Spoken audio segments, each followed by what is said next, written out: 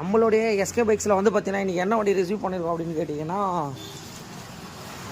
இந்த வண்டி தாங்க. இந்த வண்டி என்னன்னு கேட்டிங்கன்னா ஒரு ஸ்ப்ளெண்டர் ப்ரோ கேட்டகிரி. கிட்டத்தட்ட வந்து பார்த்திங்கன்னா ஆல்மோஸ்ட் ஒரு 5 வருஷம் இருக்குங்க. 5 வருஷமாக இந்த வண்டியை யூஸ் பண்ணாமல் அப்படியே விட்டுட்டாங்க. இங்கே பாருங்கள், சீட்டு உள்ளெல்லாம் புழு இருந்தால் கூட வாய்ப்புகள் இருக்குது. இங்கே பாருங்கள், சீட்டெல்லாம் ஃபுல் அண்ட் ஃபுல் எல்லாமே வந்து பார்த்திங்கன்னா வண்டியோட கண்டிஷன் இருக்கிறது ரொம்ப ஒரு மோசமான கண்டிஷனில் தான் இந்த வண்டியை நம்ம ரிசீவ் பண்ணியிருக்கோம். தேங்காய் மட்டெல்லாம் கூட இருக்குது பாருங்கள்.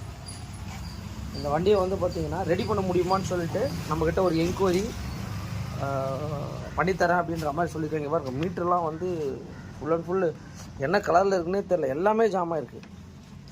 ஏன்னா வண்டியை நம்ம யூஸ் பண்ணாமல் அப்படியே விட்டாலே வந்து பார்த்திங்கன்னா எனக்கு ஓவராலாக ஃபுல்லாகவே உங்களுக்கு வந்து பார்த்திங்கன்னா ஸ்பாயில் மாதிரி ஆகிடும். இங்கே பாருங்கள், இந்த வண்டியை தான் வந்து ஒரு ரெஃபரல் கஸ்டமர் இந்த வண்டியை நம்ம ரெடி பண்ணுறதுக்காக நம்மக்கிட்ட வந்திருக்கு.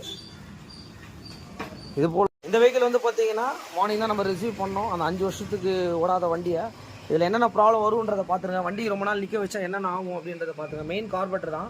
அவர் கார்பெட்டர் உள்ள எந்த அளவுக்கு ஒரு மாதிரி ஃபங்கஸ் மாதிரி ஆயிருக்கு பாருங்கள்.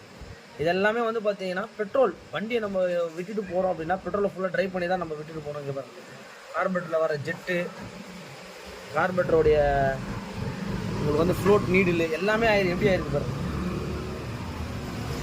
எல்லாமே நம்ம வந்து பார்த்திங்கன்னா ஒர்க்கை ஸ்டார்ட் பண்ணிட்டோம். அந்த வண்டியை வந்து பார்த்துக்கோங்க, எந்த அளவுக்கு ஒரு வாஷிங் ஒர்க் பண்ணுற பாருங்க. எல்லாம் ஃபுல்லாகவே ரிமூவ் பண்ணியாச்சு. ஏன்னா அது ரொம்ப நாள் நின்ன வண்டி. அந்த வண்டி எந்த கண்டிஷனில் இருந்தது, எப்படி கொண்டு வரோன்றதை மட்டும் பார்த்துக்கோங்க. ஃபுல்லாக எல்லாமே